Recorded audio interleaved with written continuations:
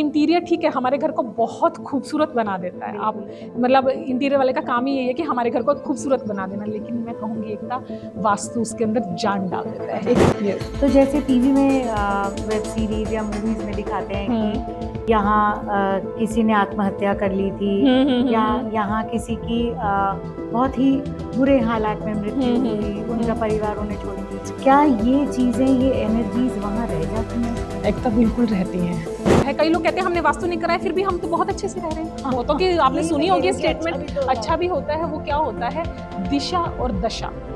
जब आपके प्लैनेट्स की दशा अच्छी चलती है तो ऑटोमेटिकली आप वो कलर चूज करेंगे जो वास्तु परफेक्ट होगा। और जब आपकी दशाएं खराब आती हैं, कोई प्लेनेट आपको खराब रिजल्ट देने के लिए आया है, तो आप जाएंगे और स्टोर पे वही कलर पसंद करेंगे जिस प्लेनेट की खराब दशा चल रही होगी और जो आपको खराब प्रभाव देने के लिए आया, अट्रैक्ट करता है। यस, विनाशकाल। अगर दिशाओं को बैलेंस कर लिया जाए एक बार, तो दशा काफी हद तक हम बैलेंस कर सकते हैं। हम जाके कहते हैं आप यहाँ खुदाई करा दीजिए, 6 फीट तक मिट्टी खाली कर दीजिए, आपको मिल जाएगी। वहीं पे हड्डियां दबी हुई मिलती हैं। एग्जैक्टली, बिल्कुल। सपोज किसी का एक्सीडेंट होके बॉडी से खून निकलना है, तो एक तो तलवार के घाव से खून आता है और एक सुई से खून आता है। खून आएगा लेकिन उसकी डेंसिटी कम हो जाती है। प्रॉब्लम्स। मनी प्लांट किसी से लेना नहीं चाहिए, किसी को देना नहीं चाहिए, मतलब तुम्हें मनी प्लांट आएगा कहाँ से? और क्या वाकई ये सच है कि मनी प्लांट देने से आपकी मनी वहाँ चली जाती है? अगर हम आगे में वेस्ट की तरफ बढ़ते तो साउथ वेस्ट से लेके और वेस्ट तक प्लांटेशन अवॉइड है। नमस्कार and welcome to yet another episode of humans of NCR. आज एनसीआर स्टूडियोज में हमारी जो गेस्ट है वो एक बहुत ही ब्यूटीफुल, चार्मिंग, यंग सी लेडी है। Nobody will see and believe that she's a Vastu consultant. I would love to welcome Acharya Manju Goyal. Manju ji, thank you so much for joining us today. Thank you Ekta, मुझे invite करने के लिए आपके studio में। Wonderful to see कि इतने young और charming, इतने ब्यूटीफुल वास्तु कंसल्टेंट्स होते हैं। आई रिमेम्बर एक टाइम था जब वास्तु कंसल्टेंसी को बहुत ही एक सीरियस अप्रोच के साथ देखा जाता था। तो मेरा पहला क्वेश्चन भी आपसे यही है कि वास्तु क्या है और ये अचानक से इतना फेमस क्यों हो गया है? क्योंकि मेरे ख्याल से आज से 25-30 साल पहले तक तो हमें सिर्फ ये लगता था कि पंडित जी से पूजा कराई और हो गया। So what's all this noise about vastu consultancy? Okay, ऐसा नहीं है कि वास्तु अभी आया है और ये बहुत, क्योंकि वास्तु का तो ओरिजिन ही हमारा भारत देश है। अगर यदि हम अपने पुराणों को उठाएं और हमारे वेदों को उठाएं तो उसके अंदर वास्तु का पूरा जिक्र किया गया है। इवन आप यकीन मानेंगे कि जो पुराने टाइम पे हड़प्पा और जो इनका भवन का निर्माण किया जाता था, नगर का निर्माण भी जो किया जाता था, जो हमारे पुराने जितने भी मंदिर बने हुए, चाहे कोणार्क टेम्पल है, चाहे कोई भी फेमस मंदिर आप उठा लीजिए, उनका पूरी तरीके से निर्माण वास्तु के हिसाब से किया गया। जब हम आर्किटेक्चर की बात करते हैं, कहते हैं कि सूरज की किरणें ऐसे आती हैं, या हम हड़प्पन सिविलाइजेशन स्कूल में पढ़ा है तो हम बोलते हैं कि बहुत अच्छा स्ट्रक्चर था, उनका ड्रेनेज सिस्टम बहुत अच्छा था। वो एग्जैक्टली जहाँ पे पानी का स्थान होता है वहाँ वो जलाशय बनाते थे अपने नगर का, जहाँ पे सीवर देना होता है वहाँ पे वो अपना ड्रेनेज पाइप देते थे। तो पूरा का पूरा जो इसका निर्माण किया जाता था वो वास्तु के हिसाब से ही किया जाता था। लेकिन कुछ टाइम, मतलब मैं इसको ये कहूँगी कि कुछ टाइम के बीच में लुप्त हो गया। क्यों? इसका रीजन मैं आपको बताऊं कि पहले इसका पूरी तरीके से फॉलो किया जाता था और कुछ टाइम के बाद जब लोगों ने क्या किया कि जब लोगों के पास पहले क्या था, प्रॉपर्टी, बहुत बड़ी बड़ी प्रॉपर्टी होती है, तो इसका इम्पैक्ट ही नहीं आ पाता था। एक्चुअली क्या होता था, जैसे सपोज आप कीजिए एक बहुत बड़ा, पहले होते थे घर बने होते थे, बीच में आंगन खाली होता था, सबका यही डिजाइन होता था। यस, एट्रियम वाला। यस, बीच में तुलसी का पौधा लगा देते थे, तो आधी वास्तु दोष तो वही खत्म कर देता था। और घर में क्या होता था, घर में एंटर करने से पहले बाहर हम अपनी चप्पल, फुटवियर बाहर निकाला जाता था ताकि बाहर की कोई नेगेटिविटी अंदर प्रवेश नहीं कर पाए। ये रिचुअल्स बने हुए थे, मतलब इसको कोई ये नहीं समझता था कि ये वास्तु के लिए अच्छा है या उसके प्रोस्पेक्टिव से अच्छा है। हमारे रूटीन में, लोगों के रूटीन में ये चीजें, आपने नोटिस किया होगा तो बैठक होती थी। मतलब ड्राइंग रूम अंदर नहीं होता था, उनका एक बैठक घर के बाहर बना होती थी। उसका क्या मतलब हुआ कि घर में कोई भी इंसान आ रहा है, पता नहीं कैसी एनर्जीज के साथ आया है। नेगेटिव एनर्जीज भी हो सकती है, पॉजिटिव भी। तो वो नेगेटिव एनर्जी हमारे घर के अंदर ही ना आ पाए, इस वजह से वो बैठक बाहर ही बना देते थे कि वहीं पे आए और चर्चा करके चला जाए। हमारे किचन के अंदर प्रवेश नहीं किया जाता था चप्पल के साथ। और बैठे की रसोई एक ही होती थी, चप्पल को बाहर निकाला जाता था कि तो कोई भी नेगेटिव एनर्जी अंदर नहीं आएगी। चूल्हे को गोबर से लीपा जाता था। घर में जमीन पे बैठ के सब लोग साथ में खाना खाते हाँ, थे। और अर्थिंग होती थी। यस, तो इससे क्या होता था, पांचों तत्व उनके ऑटोमेटिकली बैलेंस रहते थे, तो घर में नेगेटिविटी प्रवेश कर ही नहीं पाती थी। तो इस वजह से इसका इम्पैक्ट ही नहीं आ पाता था, लोगों को लगता ही नहीं था कि कुछ वास्तु नाम की चीज है जो उनको अच्छा। नुकसान कर रही है। उनके घर का वास्तु, टॉयलेट एक होती थी, हाँ, घर के बाहर होती थी, हमेशा पीछे की तरफ बना देते थे या आगे की तरफ बना देते थे, हाँ। एक टॉयलेट होती थी, तो उसकी नेगेटिव एनर्जी कैसे घर में आएगी। तो यानी जो हम अनजाने में फॉलो कर रहे थे Yes. वो वास्तु ही था। वो वास्तु ही था। वास्तु क्या है? तब 5 तत्वों और 16 डायरेक्शंस का एक अद्भुत समावेश जब एक बिल्डिंग के अंदर हम कर देते हैं तो एक अद्भुत सा फिनोमिना क्रिएट हो जाता है, Correct. जिससे घर वाले खुश भी रहते हैं, Correct. हेल्दी भी रहते हैं। इसीलिए पहले के लोगों को बहुत टेंशन नहीं होती थी। True. आजकल दौड़ रही है जिंदगी, पैसे की टेंशन, हेल्थ की टेंशन, तो वास्तु इतना अच्छा, प्रचलित में मेहनत आ तो गया। लोग तब भी बहुत करते थे। मेहनत तब भी करते थे, हाँ। मेहनत करते थे, पसीना निकालते थे, हाँ। तो शनि अलाइन रहता था। अब मैं अगर इसको ओह, एस्ट्रोलॉजिकल लेके जाऊं, वाओ। जमीन पे बैठने से मंगल अलाइन हो जाता था। वो बाहर कोई द्वार पे आए उसको खाली नहीं भेजते थे, हाँ। जिससे राहु केतु का इम्पैक्ट कम हो जाता था। तो बहुत सारे अपने प्लैनेट्स को भी अलाइन कर लेते थे, और वास्तु में उनके घर में 16 दिशाएं भी, जिसको पहले 8 डायरेक्शन के हिसाब हाँ। से पानी कहाँ रखना है, टॉयलेट्स कहाँ होनी चाहिए, वो ऑटोमेटिकली बैलेंस थी। अब जैसे जैसे आप बता रहे हो और मैं मतलब याद कर रही हूँ और पुराने घरों से रिलेट कर पा रही हूँ, तो रोंगटे खड़े हो रहे हैं क्योंकि I am married to a South Indian, और जब मैं पहली बार अपने ससुराल गई, उनके घर गई, तो ऐसे था कि बाहर अल्पना बनी हुई थी, और फिर मैंने कहा इस पे तो चींटियां आ रही हैं, तो कहते ये चींटियों के लिए होती है ना, Yes, yes. तो आप लोग जगह जगह सड़क पे आटा डालते डालते हो हो। तो चींटी यहाँ से खा के चली चली जाती है। जाती जब पुण्य हो गया, मैंने कहा अच्छा इसको पार करके ड्योढ़ी सी है, हाँ, दहलीज सी यस है। एग्जैक्टली, मैं उसी चीज पे आने वाली थी। हाँ। एकता की आप देखेंगे पुराने घरों में दहलीज होती थी, हाँ। इतनी ऊंचाई होती थी, हाँ। आज वो ऊंचाई खत्म हो गई। उसका पर्पस क्या होता था कि अगर कोई भी चीज हमारे घर में प्रवेश करना चाहती है, कोई नेगेटिव एनर्जी, तो उसको वहीं रोक दिया जाता था। ड्योढ़ी में। यस, अच्छा। उसके ऊपर कई लोग आपने देखा होगा हल्दी से वो हाँ, बना देते थे। मेरे हस्बैंड के घर में भी होता है। हाँ, तो वो हल्दी से इसीलिए किया जाता था कि एक दीवार क्रिएट कर देते थे नेगेटिविटी के लिए, कि वो अंदर नहीं आ पाएगी, सिर्फ लक्ष्मी माँ ही हमारे अंदर आएगी।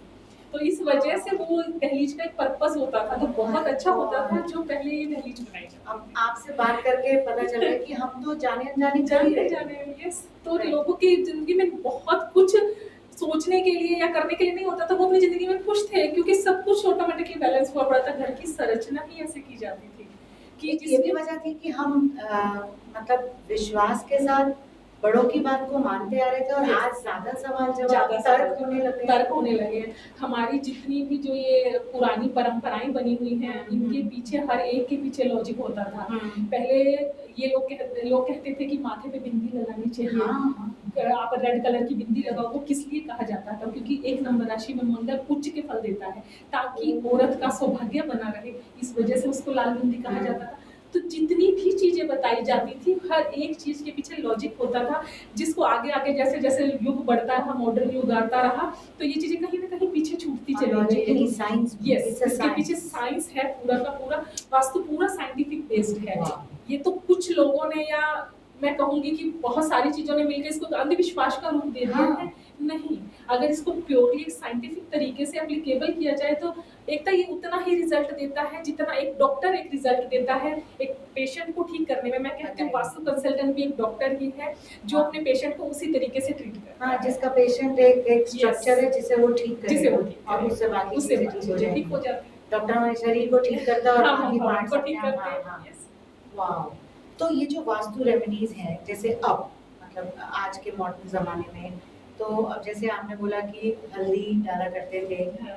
तो अगर आज हम अपने द्वार पे हल्दी या आटा डालें तो क्या हम कुछ बेनिफिट ले पाएंगे, या हम we are too late now? एक तो ऐसा नहीं है कि उसका रिजल्ट नहीं आएगा, लेकिन उस चीज को फॉलो ही नहीं करेंगे लोग। आप किसी को बोल के देखिए, अगर मैं भी मत किसी क्लाइंट को बोलूंगी तो वो बोलेंगे मैम इटालियन लगा हुआ, मैं हल्दी डालूंगा तो मेरा पूरा पत्थर खराब हो जाएगा।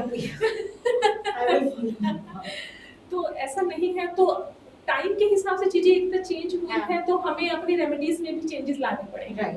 पहले क्या होता था, अच्छा चलो मैं आपको एक डॉक्टर की लैंग्वेज से ये समझाती हूँ। पहले किसी डॉक्टर के पास कोई पेशेंट आता था, उसको सर्जरी करानी, उसको कोई ऐसी प्रॉब्लम है कि डॉक्टर को सर्जरी करनी पड़ेगी, तो क्या होता था, पहले इस हिस्से को काटा जाता था, ओपन सर्जरी होती थी, देन उसको ट्रीट किया जाता था। या फिर कोई ऐसा होता था हिस्सा ये खराब हो गया तो उस अंग को भी काट दिया जाता था, अलग कर दिया जाता था। था, क्योंकि साइंस ने इतनी तरक्की नहीं की थी। करेक्ट। तो पहले वास्तु में भी सेम होता था कि क्या अगर कुछ वास्तु के हिसाब से गलत है तो उसको हटवा दिया जाता था कि इस चीज को आप यहाँ से हटा दीजिए, हाँ। डिमोलिश कर दीजिए। तो Correct. इसलिए लोग डरते थे वास्तु कंसल्टेंट को बुलाने के, हटवा देंगे। लेकिन जैसे मॉडर्न कि पुरानी कोई जर्जर होती चीजें तो निकाल दीजिए, ये जो भी चीज गलत है वास्तु के हिसाब से उसको हटवा देते थे। लेकिन जब देखो आप मेडिकल ने इतनी तरक्की की है कि जो काम एक पूरा ओपन सर्जरी से होता था वो एक छेद से होने लगा ना, हाँ, बिल्कुल लेजर होने सर्जरी लगा। हो गई है।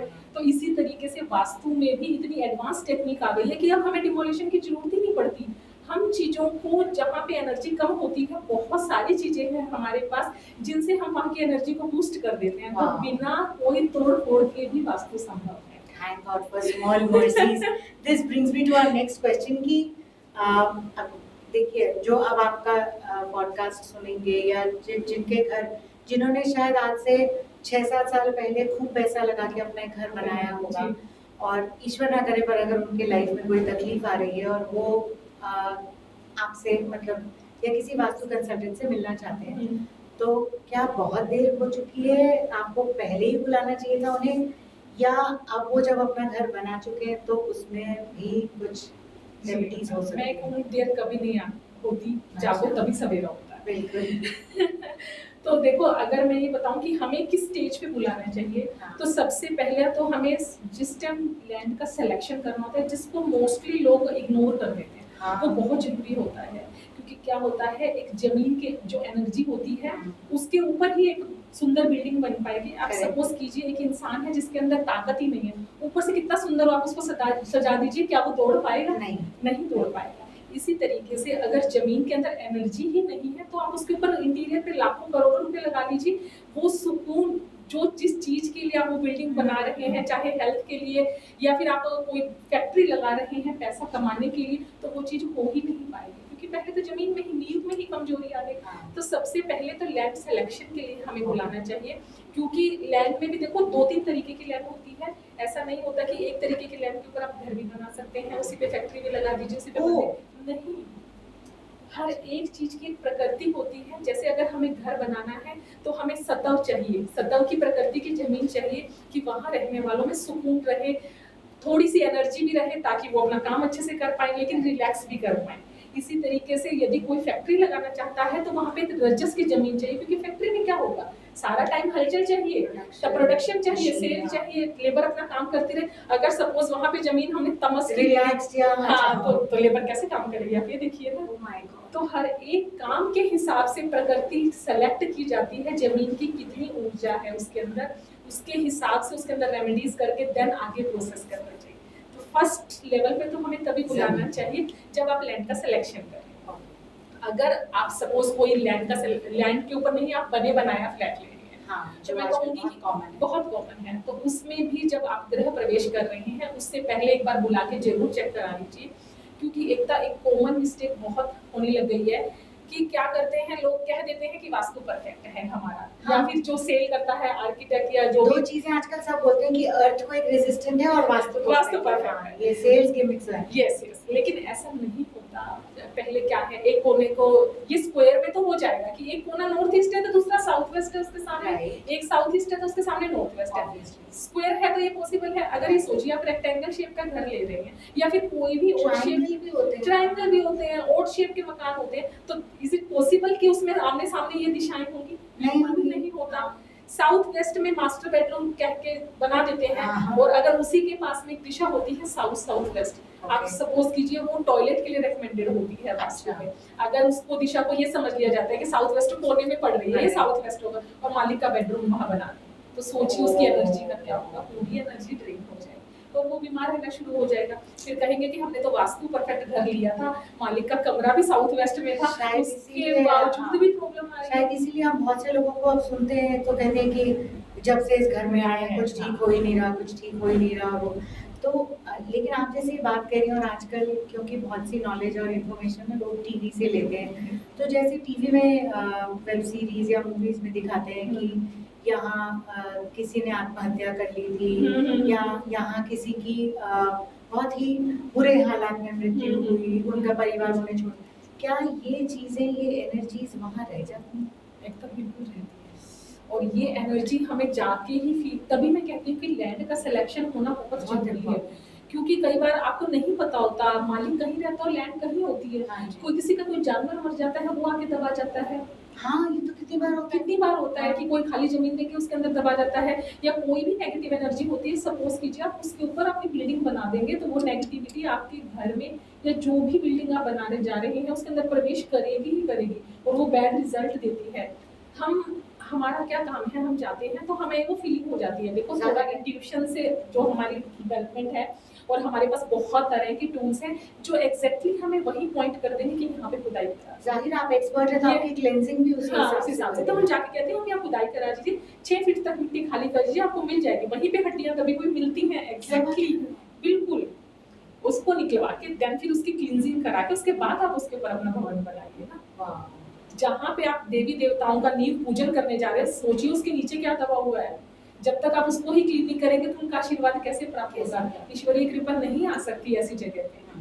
और अगर अब जैसे कंस्ट्रक्ट हो गया, जहाँ बन गया है, वहाँ पे हमें प्रोसेस होता है एक क्लीनिंग करने का, कि उस चीज को हम कैसे क्लीन कर सकते हैं। देखो पूरी तरह से उस चीज को अगर बहुत ज्यादा कुछ है देन तो हम मालिक को बोल देते हैं कि आपको घर चेंज करना पड़ेगा या फिर आपको बिल्डिंग बदलनी पड़ेगी, क्योंकि अगर बहुत ज्यादा नेगेटिविटी है और वो चीज हमारी भी बहुत से बार हमें लगती है कि नहीं हो पाएगी, तो ईश्वरीय कृपा, ईश्वरीय सबसे ऊपर है बिल्कुल। तो और लेकिन अगर थोड़ी बहुत नेगेटिविटी है तो वो फिर रेमेडीज से बैलेंस हो जाती है। क्लीनिंग का प्रोसेस होता है, वास्तु की रेमेडीज के जो क्लीनिंग पाउडर होते हैं उनके थ्रू क्लीन करके देन फिर वो चीजों को आगे प्रोसेस में लाया जा सकता है। तो इसमें ये चीजें प्रोसेस में आनी चाहिए। अच्छा, तो आपकी बात का जिस्ट अगर मैं निकालूं मंजू जी, तो वो ये है कि कोई माने या ना माने, विश्वास रखे या ना रखे, लेकिन एक सुपर पावर है जो वास्तु कहते हैं, जो गवर्न करती है।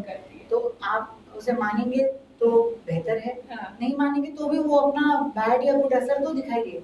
फिर ऐसी भी जगह होती होगी जहाँ गुड इम्पैक्ट भी आता है नेचुरली।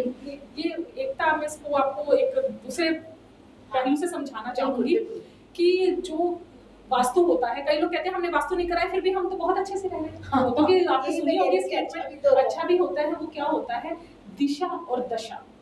जब आपके प्लैनेट्स की दशा अच्छी चलती है तो ऑटोमेटिकली आप वो कलर चूज करेंगे जो वास्तु परफेक्ट होगा। और जब आपकी दशाएं खराब आती हैं, कोई प्लेनेट आपको खराब रिजल्ट देने के लिए आया है, तो आप जाएंगे और स्टोर पे वही कलर पसंद करेंगे जिस प्लेनेट की खराब दशा चल रही होगी और जो आपको खराब प्रभाव देने के लिए आया है। अट्रैक्ट करते हैं, यस विनाशकारी। तो आप अट्रैक्ट ही ऐसी चीज की तरफ होंगे जो चीज आपके लिए गलत होगी उसको आप लाके प्लेस कर देंगे। आपके दिमाग में आ जाएगा यार ये सोफा का कलर कुछ अच्छा नहीं लग रहा, क्यों इसको चेंज किया जाए। ये वो that is the divine intervention जो आपको कह रही है। तो ये चीजें पूरी की पूरी अलाइन होती है, दशा और दिशा। जब आपकी दशाएं अच्छी होती हैं तो दिशाएं ऑटोमेटिकली बैलेंस हो जाती हैं। जब आपकी दशा खराब होती है तो वही दिशाएं खराब हो जाती हैं। लेकिन मैं कहूँगी कि अगर दिशाओं को बैलेंस कर लिया जाए तो दशा काफी हद तक हम बैलेंस कर सकते हैं। अगर किसी कोई हमसे कंसल्ट करता है, हम उसको पहले ही बता देते हैं कि आपको इस दिशा में मंगल नहीं लाना, मीन्स रेड कलर नहीं लाना, क्योंकि मंगल गलत प्रभाव देने के लिए कुंडली में आ चुके हैं। वो प्रिपेयर्ड है उसका एक्सीडेंट कराने के लिए, वो प्रिपेयर्ड है, वो आएंगे। रेड करा तो वो गड़बड़ करेगा, तो हम अलर्ट कर देते हैं। देखो जो होना है वो निश्चित है, सिर्फ डेंसिटी कम हो जाती है। सपोज किसी का एक्सीडेंट होके बॉडी से खून निकलना है, तो एक तो तलवार के घाव से खून आता है और एक सुई से खून आता है। खून आएगा लेकिन उसकी डेंसिटी कम हो जाती है। सिर्फ ये चीज का फर्क है। इम्पैक्ट हल्का हो जाता है, वो ऐसे निकल जाता है, कई बार महसूस भी नहीं होता। अच्छा, मेरा थर्ड क्वेश्चन भी ऑलमोस्ट रिलेटेड है, क्योंकि आपके इंटरव्यू से पहले मैंने कई लोगों से बात करी, तो जैसे मैंने कहा कि बुरा असर और अच्छा असर दोनों ही होते हैं। जाने अनजाने में अक्सर लोग कौन सी गलती करते हैं? जैसे एक तो आपने कह दिया कलर, अब आपने कह दिया कि हमारा माइंड ही वैसा होता है तो हम चूज ही गलत करते हैं। तो एक तो ये हो गया कि अननोइंगली। और क्या गलतियां करते हैं लोग अननोइंगली, जो मतलब उनका कोई दोष भी नहीं होता और बेचारे गलत चॉइसेस कर लेते हैं। तो कुछ कॉमन मिस्टेक्स क्या होती हैं? कॉमन मिस्टेक्स जो लोग कर लेते हैं ना, एक तो ये होता है कई लोगों को ना ग्रीनरी बहुत पसंद होती है, मतलब उनको ये बहुत ग्रीनरी पसंद होगी, वो अपने घर में चारों दिशाओं में, आठों मतलब 16 की 16 दिशाओं में हर जगह प्लांटेशन। हाँ हाँ, ये कॉमन मिस्टेक होती है। प्लांट्स बहुत अच्छे होते हैं हमारे इन्वायरमेंट के लिए, इस हर चीज के लिए, पॉजिटिविटी के लिए, लेकिन कुछ दिशाएं ऐसी होती हैं वास्तु के हिसाब से जहाँ ये रिस्ट्रिक्ट होते हैं। अगर वहाँ प्लांटेशन हम कर देते हैं तो आप सोचिए हमारे रिश्तों में इंस्टेबिलिटी और हमारे करियर में, पैसे में, हर जगह प्लीज इंस्टेबिलिटी हमें कुछ बताइए। आई नो दिस इज आपके नॉलेज, मतलब मैं कॉमन कर रही हूँ, लेकिन हाँ। प्लीज थोड़ा सा बताइए, क्योंकि मैंने बहुत लोगों को, और शायद मेरे घर में भी शायद ऐसा होगा कि हम कहते हैं कि plant is a source of life, it's a symbol of life. तो मतलब और कुछ तो हमें आता नहीं है, तो हम कहते हैं चलो ठीक है, हर कोने में प्लांट रख दो, वॉशरूम में पौधा रख दो, यहाँ जेड रख दो, वहाँ तुलसा जी, बाहर आंगन में तुलसा जी कर दो, इधर स्नेक प्लांट कर दो। तो जैसे बहुत से लोग मानते हैं कि मनी प्लांट किसी से लेना नहीं चाहिए, किसी को देना नहीं चाहिए, मतलब तो फिर मनी प्लांट आएगा कहाँ से? और क्या वाकई ये सच है कि मनी प्लांट देने से आपकी मनी वहाँ चली जाती है? तो हमें कुछ कॉमन चीजें बताइए कि कहाँ नहीं होना चाहिए। प्लांट्स जो होते हैं, आपने सुना होगा नैऋत्य कोण, साउथ वेस्ट होता है हमारे घर का। जैसे हम नॉर्थ से स्टार्ट करते हैं, साउथ की तरफ आते हैं, देन साउथ वेस्ट कोना होता है। ये कहा जाता है हमारे संबंधों की और हमारे रिश्तों की, हमारे पैसों की जड़ें हैं। अच्छा, ये पैसों की जड़ें हैं। अगर इस जगह पे प्लांट्स लगाते हैं, इतना प्लांट कैसे होता है मुझे बताइए आप, कि प्लांट कैसे उगेगा? मिट्टी में पानी डालेंगे, उसके बाद देन क्या होगा? जमीन फटेगी, जाहिर है, उसके बाद तो प्लांटेशन होगी ना, अंकुर फूटेगा तभी तो। अब ये लगाइए, ये हमारी स्टेबिलिटी की जगह है। अगर इसमें हम प्लांट लगा देते हैं तो हमारी स्टेबिलिटी ऐसे हैम्पर होनी शुरू हो जाएगी, वो फट जाएगी, मतलब उसकी कंटिन्यूअस, मतलब उसके अंदर अप एंड डाउन आने स्टार्ट हो जाएंगे। तो नैऋत्य कोण में कभी भी प्लांटेशन नहीं की जाती। वहाँ पे मालिक का कमरा बना दिया जाता है, तो उसमें भी प्लांट्स नहीं लगाए जाते। और इसी तरह से अगर हम आगे में वेस्ट की तरफ बढ़ते तो साउथ वेस्ट से लेके और वेस्ट तक प्लांटेशन अवॉइड है। यहाँ पे प्लांट्स नहीं लगाने चाहिए। ये हमें बैड इम्पैक्ट देते हैं, ये हमारे रिश्तों में भी कड़वाहट ला देते हैं, और इसके अलावा हमारे पैसे को भी बहुत हैम्पर करते हैं। तो यहाँ नहीं होने चाहिए। आप नॉर्थ की साइड प्लांट्स लगाइए, ईस्ट में प्लांट लगाइए, नॉर्थ ईस्ट में प्लांट लगाइए, तो वहाँ पे आपको बहुत अच्छे परिणाम मिलते हैं। याद रखिए आप जो सुन रहे हैं, क्योंकि ये वो टिप्स हैं, ये गोल्डन नगेट्स हैं जो वैसे सिर्फ आचार्य मंजू से मिलने पर पता चलते हैं, लेकिन you are lucky if you are watching कि आप अपने घर के साउथ वेस्ट और वेस्ट में कोशिश करिए कि प्लांट्स नहीं लगाएं। It is not very healthy for the house and for the family and for our relationships. So what is the मतलब जैसे आपने कहा कि रेमेडीज भी होती हैं, तो अक्सर लोगों को ऐसा, भ्रम तो नहीं कहूँगी मैं, पर देखिए एक्सपेंस तो एक फैक्टर है जो रिलेटेड है वास्तु से।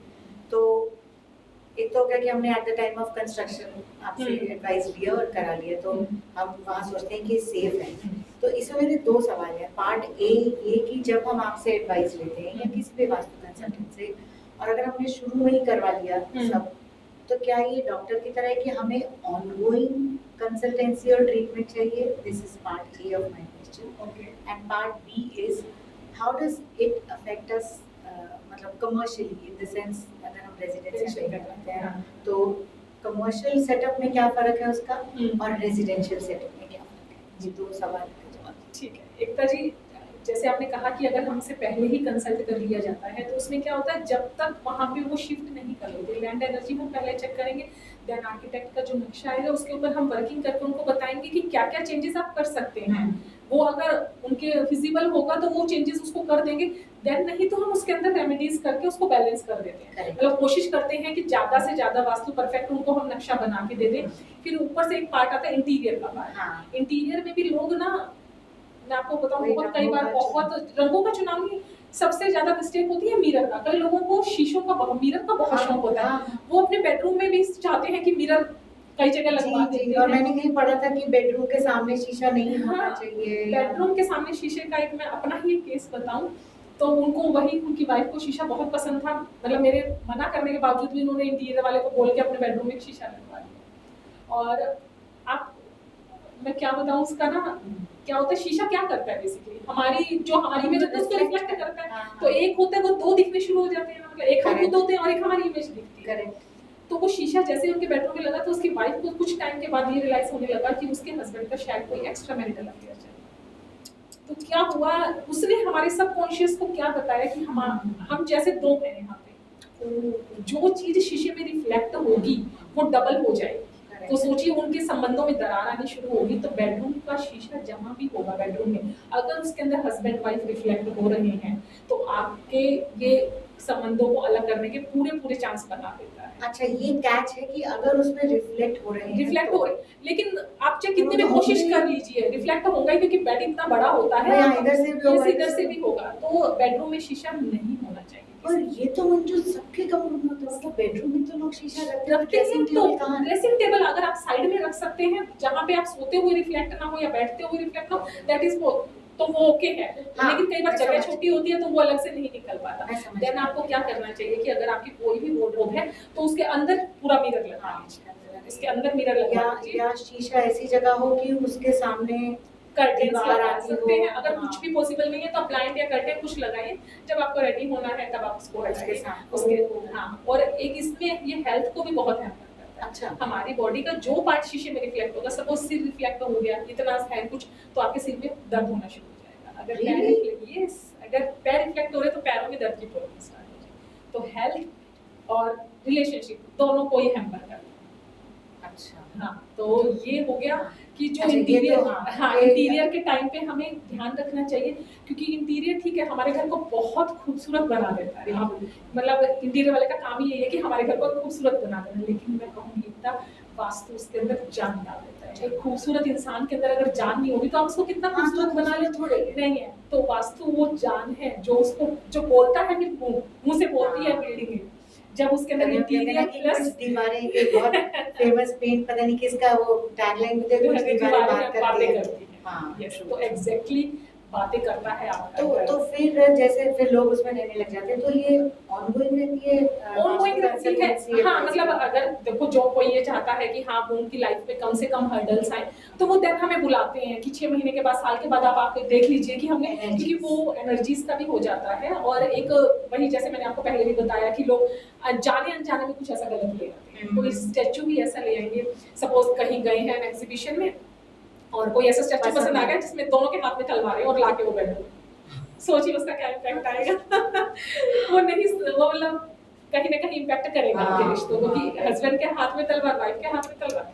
तो ये थोड़ा सा बहुत सारी चीजें होती हैं। वही मैंने आपको बताया कि अगर दशा खराब चल रही है तो कुछ ना कुछ ऑटोमेटिकली आ जाएगा, आप चुनेंगे चीज को। तो मैं कहूंगी कि टाइम टू टाइम थोड़ा टाइम के बाद आपको हाँ जी बुला लेना चाहिए। अब ये चीज ये आपने रेजिडेंशियल की बात करी, इसको कमर्शियल जगह पर क्या, मतलब जैसे आप फैक्ट्री बन गई, सब हो गया, वहाँ क्या करना है? एकदम जो रेजिडेंशियल वास्तु है और कमर्शियल वास्तु में काफी फर्क होता है। रेजिडेंशियल बेसिक सेम रहता है दोनों में, पंच तत्वों को और 16 दिशाओं को हमें फैक्ट्री में भी वैसे ही बैलेंस करना होता है, ऑफिस में भी वैसे ही बैलेंस करते हैं और घर में भी वैसे ही बैलेंस करते हैं। पर घर में तो 5 जीव हैं, 5 जीव हैं, फैक्ट्री में तो 100 लोग कैसे करते हैं। और मैं ये चीज बताऊंगी आपको कि घर में क्या है, घर में हम घर किस लिए बनाता है इंसान, कि वहाँ सुकून से रह सके, उसके बच्चों की पढ़ाई अच्छी हो जाए, ग्रोथ अच्छी हो जाए। लेकिन उसके पैसा कहाँ से आएगा, उसके वर्क प्लेस से आएगा। तो वहाँ का वास्तु बैलेंस होना बहुत जरूरी है। उनमें तो हम माइन्यूट लेवल पे जाके काम करते हैं। आप यकीन मानिए कि फैक्ट्री के अंदर हम 45 देवता एनर्जी फील्ड्स होते हैं वास्तु के अंदर, जिसमें एक एक एनर्जी फील्ड का काम है कि इसका काम है सेल्स को देखना, इसका काम है प्रोडक्शन को देखना। अगर उस वास्तु फील्ड में गड़बड़ होगी, उस एनर्जी फील्ड में गड़बड़ होगी तो प्रोडक्शन में गड़बड़ आ जाएगी। इस तरह से 45 है ये।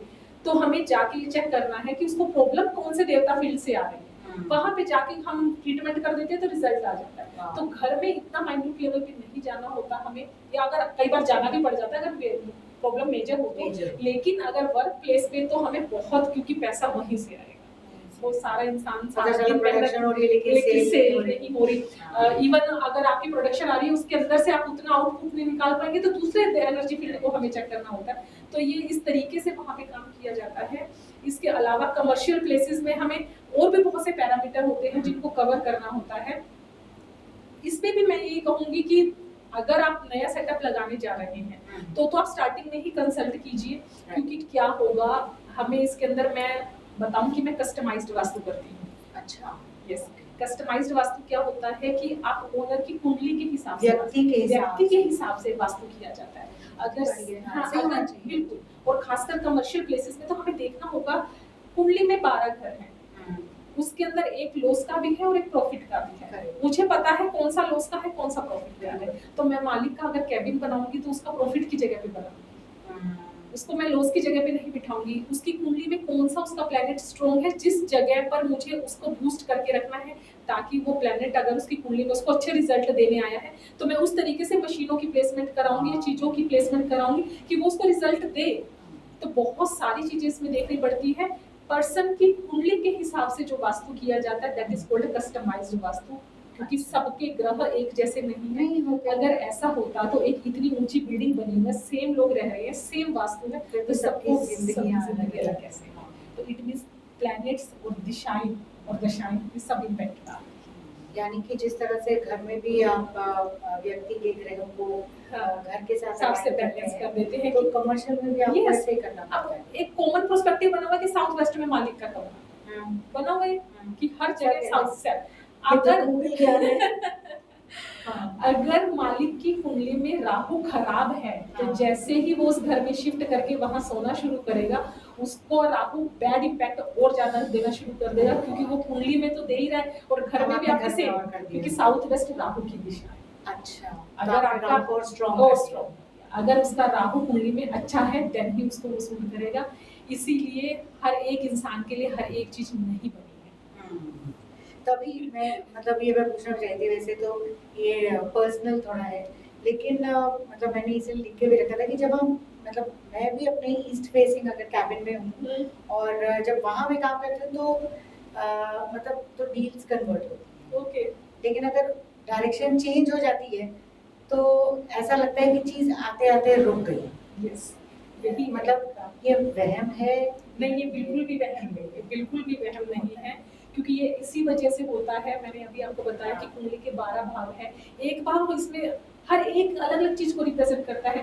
कुंडली का दूसरा भाव है वो हमारे पैसे का है। ओके, इसी तरीके से एक हमारी डील कन्वर्ट करने का है, हाँ। एक हमारे प्रॉफिट का है, एक हमारी लॉस का है, एक ऐसी जगह का है जहां हम कॉन्फिडेंटली बात कर सकते हैं बैठ के। हाँ। अगर सपोज ये जगह वो नहीं होती कि जहां मैं कॉन्फिडेंटली बात कर पाऊं तो मैं इतना अच्छा नहीं डिलीवर कर पाऊंगी। तो हर एक चीज का जगह निश्चित है। अगर उसका सेटअप जहां आप कह रहे हैं आपकी डील कन्वर्ट होती है तो वो आपकी कुंडली का या दूसरा भाव होगा या 10वां भाव होगा या 11वां भाव होगा। तभी वहाँ बैठ के सक्सेस मिलती है आपको। यदि आप कह रहे हैं कि आप दूसरी दिशा में बैठते हैं और आपको वो चीज नहीं मिल पाती तो हो सकता है वो कुंडली का 6वां भाव, 8वां भाव, 12वां भाव, ये 3 भाव ऐसे होते हैं अगर यहाँ पे हम बैठ के करते हैं तो वो चीज कन्वर्ट नहीं होती, तो वो चीज प्रॉब्लम क्रिएट करती है।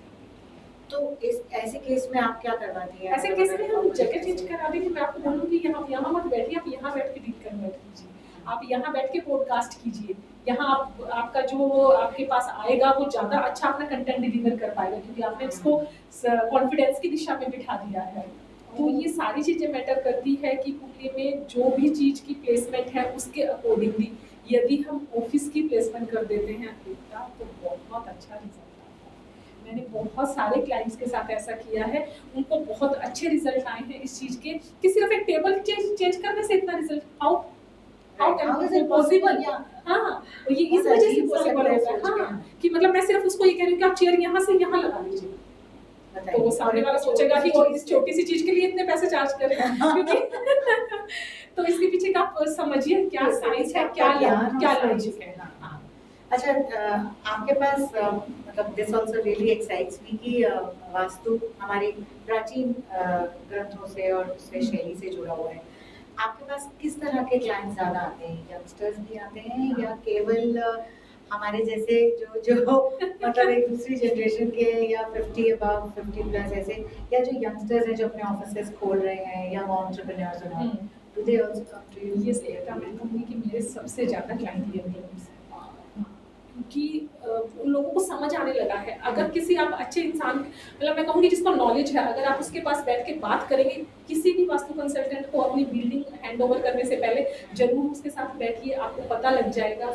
क्योंकि ऐसा कोई पैरामीटर नहीं है जिससे आप, देखो आचार्य कोई भी लगा लेगा, लेकिन उसकी पढ़ाई, उसको कितना अंदर से नॉलेज है वो उससे आपसे बात करके ही आपको पता लग पाएगा। तो किसी को भी आप अपना काम देने जा रहे हैं, एटलीस्ट उससे बात कीजिए, पता कीजिए उसके बारे में कि उसको कितना पता है। क्योंकि अगर उसकी नॉलेज पूर्ण है तो वो फिर आपका भवन बहुत अच्छे तरीके से बना पाएगा। हाँ, ये सारी चीजें उसमें इस चीज का मैटर होता है क्योंकि कई बार ऐसा होता है कि लोग थोड़ी सी विद्या लेके सिर्फ यूट्यूब पे वीडियो देख के अपने सामने वास्तु कंसल्ट ये बहुत बड़ा ग्रे एरिया है। ग्रे एरिया है। मैं तो मतलब अगर पूछे ना मेरी लाइफ का गोल क्या है, तो मेरा यही है कि मैं एक एक्चुअल वास्तुशास्त्र क्या है वो लोगों के सामने लेके आऊँ, कि या तो हमारी गवर्नमेंट ही कोई ऐसा एग्जाम कर दे कि जिसको क्लियर कर रहे हैं कि ही आपको वास्तु की डिग्री मिले या आचार्य का टाइटल मिले। इवन मैं तो क्या है, मैं अपने स्टूडेंट्स को पढ़ाती हूँ, कोचिंग देती हूँ इस चीज़ की, तो मैं अपने स्टूडेंट्स को ये कह के चलती हूँ कि शायद उनको थोड़ा सा इसलिए अजीब लगता है कि जब तक आप मेरा दिया हुआ एग्जाम पूरा नहीं करेंगे या मेरे दिए हुए क्वेश्चंस का जवाब नहीं देंगे, मैं आपको डिग्री नहीं, क्योंकि मैं नहीं चाहती कि मेरा पढ़ाया हुआ कोई भी स्टूडेंट मार्केट में जाके किसी का नुकसान करे। उसको एटलीस्ट इतना जरूर आना चाहिए कि वो किसी का जाके नुकसान ना करे। और फिर मैं उसको कहती हूँ कि अगर वो इस पैरामीटर पे नहीं उतर पाता, एक तो वो मेरे नेक्स्ट कोर्स में फ्री आता है, दोबारा पढ़िए, दोबारा चीज़ों को सीखिए, जब आप इस लायक हो जाएंगे तभी आप काम करेंगे। आपने क्योंकि जेन्युइनिटी की बात करी, तो ये मेरे पास एक किसी का क्वेश्चन भी आया था कि मतलब वास्तु केवल स्ट्रक्चर या बिल्डिंग ही है या पर्सनल रिलेशनशिप्स या वहाँ भी काम करता है, क्योंकि आजकल रिलेशनशिप्स में इतनी डिस्टर्बेंस है, इतने ब्रेक डाउन हो रहे हैं, और कई तो मतलब नए नहीं पुराने रिश्तों में भी दरारें पड़ रही हैं। तो क्या वास्तु वहाँ हेल्प कर सकता है लोगों की? और दूसरी चीज़ ये कि जब कोई व्यक्ति अपनी अपनी जीवन की किताब आपके सामने खोल के रख देता है ना, तो उसके लिए उसको बहुत हिम्मत और बहुत ट्रस्ट चाहिए होती है। तो कितना सेफ है कोई अगर आपसे या किसी भी मतलब ऐसे वास्तु कंसल्टेंट से या एस्ट्रोलॉजर से कोई भी हो, उसके सामने जब हम अपनी जिंदगी को पूरा खोल के रखते हैं, तो हमारे प्रोफेशन में क्या होता है कि क्लाइंट का ट्रस्ट हमारे ऊपर होना बहुत जरूरी है। अगर क्लाइंट ट्रस्ट हमारे ऊपर दिखाता है देन ही हम रिजल्ट डिलीवर कर सकते हैं। अगर वो हमसे चीज़ें छुपाएगा और एक इस माइंडसेट से आएगा पता नहीं रिजल्ट दे पाएंगे कि नहीं दे पाएंगे, उनको रिजल्ट कभी नहीं आता। जो पूरा विश्वास करके और हमें सारी चीज़ें बता देता है, क्योंकि एक डॉक्टर को जब तक आप सारी चीज़ें नहीं बताओगे कि हाँ मुझे ये प्रॉब्लम है, तो वो आपकी उस रूट कोज तक नहीं पहुंच पाएगा। एक्सपेरिमेंट नहीं करते हम क्लाइंट के साथ, पर्सनली मैं बिल्कुल नहीं करती एक्चुअली यही डर लोगों के अंदर रहता है, यार ये अपने कुछ नहीं एक्सपेरिमेंट नहीं करते। आप यकीन मानिए, मेरे पास जो भी क्लाइंट आता है मैं उसके साथ 1.5 से 2 घंटा बैठती हूँ उसकी प्रॉब्लम्स पूछने के लिए। वो थक जाता है, मैं फिर और पूछती हूँ ये किस वजह से, ताकि मैं बीमारी की जड़ तक पहुँच पाऊँ। एक इंसान की पूरी या बिल्डिंग की पूरी बॉडी को नहीं छेड़ती, मैं सिर्फ उस जगह पे जाके काम कर लेती हूँ जो उसको चुभन है, जो उसका दर्द है, वहीं पे जाके अगर काम कर दिया तो उसको रिलीफ 4 दिन में या बहुत जल्दी वो कहता है कि अच्छा लगने लगा है। So you can work on relationships. Yes, बिल्कुल रिलेशनशिप में कहते हैं। एक तो मिरर बहुत इम्पैक्ट डालता है, मैंने आपको बताया। अगेन जो मैंने प्लांटेशन के बारे में बताया, अगर आपने साउथ वेस्ट में प्लांट्स रखे हुए हैं तो वो आपके रिश्तों को हैम्पर करेगा। एक चीज वो होती है नॉर्थ वेस्ट है, वायव्य कोण है हमारे घर का, और इससे आगे हम चलते हैं तो नॉर्थ होता है, उत्तर दिशा। इनके बीच में एक दिशा होती है नॉर्थ ऑफ नॉर्थ वेस्ट, जिसे क्या कहा जाता है, उस दिशा में हम कोई भी चीज रखेंगे तो वो हमें अट्रैक्ट करती है। उसके अंदर अगर हम कोई भी चीज रखते हैं तो वो अट्रैक्ट करती है। अगर हमने उसके अंदर पैसे रख दिए उस दिशा में तो पैसे हमारी तरफ अट्रैक्ट होना शुरू हो जाएंगे। और अगर उसके अंदर हमने डुअलिटी वाली कोई भी चीज रख दी, डुअलिटी वाली कोई भी चीज अगर हम उसके अंदर रख देते हैं तो हमारे दिमाग में वही चलता रहेगा। कोई ऐसा स्टैचू रख दिया, द्वंद्व चलेगा और हम दूसरे रिश्ते की तरफ भागना शुरू करते हैं। कोई ऐसा स्टैचू रख दिया जिसमें एक मेल है, 2 फीमेल उसके साइड में खड़ी, ले आते हैं शौकिया 2 पे लोग कुछ भी नहीं आते हैं, तो वो चीज फिर अट्रैक्ट होगी ना, तो वहाँ द्वंद्व आ जाएगा, तो वो दूसरे रिश्ते की तरफ। तो नॉर्थ ऑफ नॉर्थ वेस्ट में तो ये कहा जाता है, देखिए शायद इस चीज में थोड़ी सी कंट्रोवर्सी भी हो जाए कि वहां पे तो राधा कृष्ण की फोटो भी नहीं रखी जाती, क्योंकि बिल्कुल राधा कृष्ण तो लीगली पति पत्नी नहीं थे। हमारे लिए भगवान है, पूजनीय है, बिल्कुल है, लेकिन अगर रिश्तों की अपनी महत्वता होती है, अगर हम वो भी उस दिशा में रखते हैं, तो मैंने एक अपनी केस में वो वहां से हटवाई हुई है और उसके बाद उनको इफेक्ट आया है। मैं बिल्कुल आपकी बात से सहमत हूँ, क्योंकि देखिए रिश्तों की अपनी मर्यादा होती है। वो देवी देवता है, हमारे लिए पूजनीय है, वो गलत बात है, लेकिन फिर ऐसे एक मर्यादा पुरुषोत्तम श्री राम भी तो है जिन्होंने इस तरह का जीवन व्यतीत किया। तो ये बहुत इम्पोर्टेंट एक आपने एस्पेक्ट बताया। अच्छा, मैं मतलब हम इतनी सारी बातें कर रहे हैं, मेरे दिमाग में ये भी था जब मैं आपसे पहली बार भी मिली थी, तो मतलब एक हमारी, और ये मैं मतलब ऐसे वाले प्रोफेशनल से अक्सर पूछती हूँ just on a lighter note, कि हमारे दिमाग में ऐसा होता है ना कि अगर कोई आचार्य है या कोई बाबा है या कोई संत है तो उनको ढेर सारी मालाएं होनी चाहिए, उनके हाथ में ढेर सारे रुद्राक्ष होने चाहिए, या अगर कोई फीमेल है, महिला है, तो उनके एक बड़ी सी बिंदी हो और मोटा मोटा काजल लगा हो, ऐसे मतलब एक ऑरा उनकी हो, साड़ी वाड़ी पहन के। आप उस ऑरा, उस डेफिनेशन में फिट नहीं होती, तो कभी किसी ने आपको ये बोला है कि आप इतने यंग ग्लैमरस, आप कैसे इस लुक को कैरी करती हैं? How do you convince people? कोई ऐसे भी तो आते होंगे जो कहते हैं ये आपने नहीं, में से हर कोई पूछता है। जब मैं अपना नाम बताती हूँ ना आचार्य मंजू को, तो वो जरूर मुझे एक बार ऊपर से नीचे जरूर देखता कि आचार्य नहीं लगते, लेकिन एकता नेवर एवर जज a book by its cover. वाह क्या बात है! नहीं, ये बात आपने बिल्कुल ठीक है कि मुझे आप भी इस किसी बात को भी ये किताब लगा को देख के उसके अंदर का कंटेंट नहीं पता लगा हाँ। सकते। एक इंसान से बात करके आपको पता लगता है हाँ। कि इसके अंदर क्या नॉलेज है, या ये अंदर स्पिरिचुअली कितना अलाइन है। एक इंसान के कपड़े आपको नहीं बता सकते। मैं उनको गलत नहीं कह रही एकता, हो सकता है उनको उस चीज से सुकून मिलता हो, जाहिर है हाँ, उनको सुकून भाई मिलता हो जो पहनने वास्तु से, कंसल्टेंट या आचार्य नहीं है वो भी ऐसा ड्रेसअप करते हैं। हाँ। तो बात इस चीज की होती है कि आपके अंदर नॉलेज कितनी है, आपका आचरण कैसा है। क्या मैं एक साड़ी पहन के बेटर सॉल्यूशन दे पाऊंगी इन कपड़ों की बजाय? नहीं, ऐसा नहीं है। कि मैं जिस चीज में कंफर्टेबल हूँ, मुझे पता है मैं अंदर से कैसी हूँ, मुझे कितना पता है अपने क्लाइंट को मुझे कैसे रिजल्ट देना है, तो मुझे नहीं लगता कि ये चीज मैटर करती है। और वो जब मेरे साथ बैठ जाते हैं, मेरा क्लाइंट मेरे साथ बैठता है, बात करता है, तो तब उसको रियलाइज होता है कि क्या चीज है, क्या फर्क है, मतलब इन सब चीजों का। वो फिर मुझे कभी नहीं कहता। वो इवन मुझे ये कहते हैं कि मैडम आप ना 2-3 महीने में हमारे पास जरूर आया कीजिए, चाहे हम वास्तु कंसल्टेंसी आपसे ले ना लें, आपके पास आने से हमें पॉजिटिविटी महसूस होती है। तो ये मेरा हर क्लाइंट मुझे बोलता है। तो आपको भी क्या मतलब, जैसे अब आप हमारी इतनी तकलीफें सुन रही हैं, कितने लोगों के दुख सुनती हैं, तो आपको खुद को भी क्या एनर्जाइज या क्लेंस करना पड़ता है? यस, जैसे हम मेडिटेशन के थ्रू अपने आप को इतना अलाइन रखते हैं। देखिए हमें हर जगह जाना पड़ता है, ऐसी जगह भी होती हैं जहाँ नेगेटिविटी बहुत होती है, तो हम अपना एक ऑरा क्रिएट करके चलते हैं।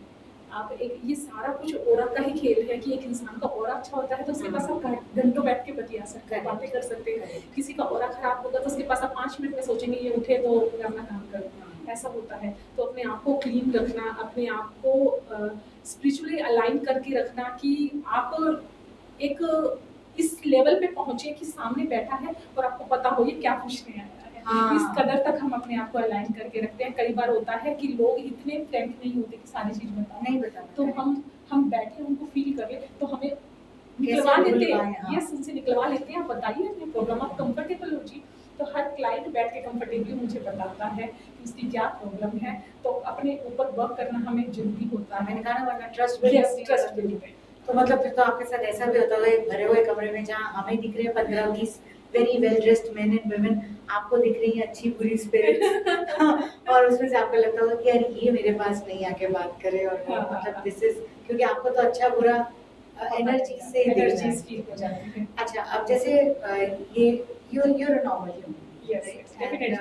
And of course you have a family and all. ये मुझे हमेशा ये चीज़ बड़ी एक्साइट करती है कि जब अपने घर में मतलब होता है ना, मेरे तो मम्मी एक्सपर्ट है या मेरे पापा तो डॉक्टर है, तो आपकी फैमिली को भी ये लगता है यार हमारे घर में तो एक्सपर्ट है, मतलब हमें तो इनसे सारी एडवाइस मिलेगी। How do they take your talent and your knowledge into stride? मैं कहूँगी कि मेरी इस जर्नी के पीछे मेरे परिवार का बहुत साथ है। मेरे बच्चों का, कहते हैं कि हर सक्सेसफुल आदमी के पीछे औरत का हाथ होता है, लेकिन मैं कहूँगी कि मेरे पीछे मेरे हस्बैंड का हाथ है। हाँ, बिल्कुल। उन्होंने टाइम दिया है। जिस टाइम मैं पढ़ती थी, मैं रातों को जग जग के पढ़ती थी, तो उन्होंने अपना टाइम डेडिकेट किया, मेरा सपोर्ट किया मेरे को। हर जहाँ भी मुझे चैलेंज आया कि जो मुझे लगता था कि यहाँ मैं रुक जाऊंगी अब शायद, उन्होंने वो चीज़ हटा दी, मेरे सामने ही नहीं आने दी। और मेरा परिवार सपोर्ट करता, सब इतना प्यार करते हैं कि कुछ भी छोटी सी चीज़ लेने से पहले मेरे से ओपिनियन लेते हैं। मेरी बहुत बड़ी जॉइंट फैमिली है, तो हर कोई इस चीज़ को इतना पॉजिटिवली अप्रोच करता है। नहीं, प्लीज आप एक बार देख लीजिए। तो एक बहुत अच्छा फील होता है अपने आप को जब आपका परिवार आपको सपोर्ट करता है और आपकी कही हुई बातों के ऊपर ट्रस्ट करके जब अपने परिवार को ग्रोथ करते हैं। और हर कोई मार्केट में जब ये बोलता है सामने वाला कि उनके घर में वास्तु कंसल्टेंट है, इसी वजह से शायद वो फ्लरिश कर रहे हैं। तो ये सुनना अपने आप को ये लगता है कि वाकई में ही चीजें काम करती हैं, आपका परिवार का साथ होता है तो आप सीढ़ियां कब चढ़ जाते हैं पता ही नहीं लगता। और कुछ एक ऐसी मिसाल बन जाते हैं कि लोग देखते रहते हैं, काम ऐसा करिए कि मिसाल बन जाए, कदम ऐसे रखिए कि निशान बन जाए। जिंदगी तो हर कोई जी लेता है, जिंदगी इस कदर जिए कि मिसाल बन जाए। वाह, just so beautiful, so beautiful. I think यही वजह है कि मतलब दैट जब मैं आपको देखती हूँ, your aura is very strong and it is you're you know kind of overflowing that kind of energy and positive vibes। शायद यही वजह है कि आपसे लोग कहते होंगे कि आप आइए और हमसे 2-4 महीने में मतलब मिलते रहिए, कि आपके खाली प्रेजेंस से ही वो क्लेंजिंग हो गई। और मतलब एंड जो आप कह रही हैं कि आपसे आपके परिवार में भी पूछते हैं, ये बहुत बड़ी मतलब खुशी तो है, अचीवमेंट है, लेकिन ये बहुत बड़ी रिस्पॉन्सिबिलिटी भी हो जाती है, क्योंकि ये कॉन्स्टेंटली रहता है कि am I doing the right things? मैंने सही चीज की है। डॉक्टर का हाथ सबसे ज्यादा अपने बच्चे को ऑपरेशन करने में काम होता है। ठीक कह रही हैं, हाँ, आप बिल्कुल तो मुझे डबल मेहनत करके मैं उनको, जब भी मेरे से कोई पूछता है तो एक जैसा आपने बोला कि रिस्पॉन्सिबिलिटी हो जाती है, तो डबल एफर्ट से मैं उनका काम करती हूँ। ऐसा नहीं है कि परिवार है तो चलो कुछ भी बता दिया, नहीं, तो मेरे ऊपर उनकी जिम्मेवारी भी होती है, तो मैं दूसरी शिद्दत से उनका काम। आपने हमें प्रोफेशनली बहुत कुछ बताया। चलते चलते बस ये बता दीजिए कि as a normal person Manju को क्या खाना पीना पसंद है, या मूवीज किस तरह की पसंद है, या what's your favourite, who is your favourite actor? I just want to know. मैं बताऊं, मेरा फेवरेट एक्टर मेरे हस्बैंड है।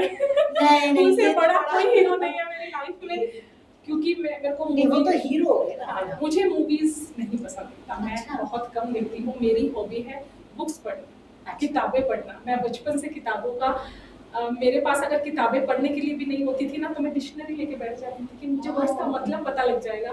तो मैं घंटों 8 से 10 घंटे किताबें पढ़ सकती हूँ अगर बिना खाए पिए। तो किताबें मेरा पैशन है। बुक्स देख के मुझे इतना अच्छा लगता है कि मुझे लगता है इनके अंदर ज्ञान का भंडार है, और वो मुझे अपने अंदर चाहिए कि वो आपके बेस्ट फ्रेंड, आपके गाइडेंस सबसे बेटर वो है। तो मुझे किताबों के साथ टाइम स्पेंड करना, नॉलेज आपके पास है, यस, लोगों को दे पाएंगे। लोग कहते हैं मुझे कि आपके साथ बैठ के इतना अच्छा क्यों लगता है, ऐसा आप क्या करते हैं? तो एक मैं बताऊंगी, चलो मैं इसी से आपको बताती हूँ। लोग मेरे पास बैठते हैं, वो रोते हैं क्योंकि वो ये देख रहे होते हैं, मैं उनको ये दिखा देती हूँ, तो दे फीलिंग करते हैं, तो उनको वो पता लगता है कि जो उनके पास है, जो वो नहीं देख पा रहे, तो वो उस चीज के बारे में रोते हैं जो उनके पास नहीं होता। मैं उनको वो आईना दिखाती हूँ, किसका दूसरा तरफ देखिए ना, आपके पास क्या क्या है। आपके कहने से बहुत आसान लग रहा है सुनने, बट यकीन मानिए ये आसान है नहीं। मतलब एक व्यक्ति के लिए प्रैक्टिस करना और आपके लिए किसी को प्रैक्टिस करवाना, क्योंकि ये सबकी टेंडेंसी होती है कि उनको जो हिस्सा खाली का कोई दिखता है नहीं। आपको देखिए, आप फील करके देखिए कि भगवान ने आपको क्या क्या दिया है, आप उसके लिए उसका एक बार शुक्रिया तो कीजिए। हाँ, क्योंकि जो ग्रेटिट्यूड के अंदर जो पावर है तो वो किसी चीज के अंदर नहीं है। आप एक बार ईश्वर को सोते समय एक बार बोलिए तो कि जो आपने इतना सुंदर दिन मुझे दिया, जो सब कुछ दिया, उसके लिए शुक्रिया। कितना सुकून महसूस होता है जब वास्तु हम करते हैं ना, एक तो सबसे ज्यादा घर में पहले सुकून आता है। आप यकीन मानेंगे, मेरी मेड घर में आती है, सबके घर में मेड्स आती हैं, तो वो मुझे आके ये कहती है कि भाभी हम जिस भी घर में जाते हैं तो वो अपने शुरू हो जाती है, वो खुद भी अपना बताना शुरू, उसने मुझे ये बोला, उसने मुझे ये बोला।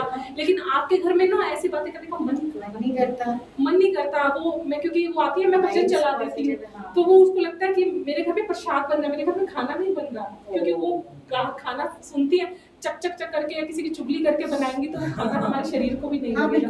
तो कहती है आपके घर में जब हम कदम रखते हैं ना, तो नहीं, हमें कुछ शांति महसूस होती है, सुकून महसूस होता है। यही तो वास्तु है। यही तो वास्तु को जादू थोड़ी है। एक एनर्जीज को जब बैलेंस कर देते तो सुकून आता है, जो आपके चेहरे पे भी झलकता है, लोगों को भी दिखता है, जो आपके पास आते हैं उनको भी दिखता है। Very nice, very nice. So thank you so much, Acharya Manju, for sharing so many insights, giving us insights of your profession, and उसके अलावा जो आपने हमें golden nuggets दिए, I just hope everybody remembers कि आपके घरों में आप कौन सी मिस्टेक्स कर रहे हैं, जाने अनजाने में कर रहे थे। और प्लीज़ ऐसा नहीं है कि वास्तु कंसल्टेंट्स एक्सपेरिमेंट्स करते हैं, जो बहुत क्लियरली मंजू जी ने बोला, हम उनके लिए गिनी पिग्स नहीं हैं। आप ट्रस्ट कीजिए, मिलिए, बात कीजिए, तो उनका भी उतना ही मोटिव है हमारी तकलीफें कम करने का जितना कि हमारा है। एंड यस, इन्हें साक्षात देख के आपको ये भी पता चल जाएगा कि ये वास्तु कंसल्टेंट्स भी हमारी तरह नॉर्मल ह्यूमन बीइंग्स हैं। हाँ, और वो भी उतने ही मॉडर्न है, तो वो हमारी प्रॉब्लम्स को भी उतना ही बेहतर समझ पाएंगे, क्योंकि आप खुद एक मॉडर्न लाइफस्टाइल एक हमारे जैसे परिवार से हैं। तो it was wonderful talking to you. I just feel our studio is also blessed with your presence, and keep helping people, keep spreading the positivity. मैं Thank you. लोगों को यही कहना चाहूंगी कि बाहर मत देखो, अंदर देखो, क्योंकि जो बाहर देखेगा वो बिखर जाएगा और जो अंदर देखेगा वो निखर जाएगा। Wow, तो that अपने is- अंदर झांकिए, अपनी क्वालिटीज को देखिए, अपनी कमियों को अपनी स्ट्रेंथ बना दीजिए, फिर देखिए कि कैसे सीढ़ियों तक पहुंचते हैं आप, ऊंचाइयों की सीढ़ियों तक पहुंचते हैं। Absolutely, absolutely. Thank you so much, Acharya Manju, for joining us. Namaskar.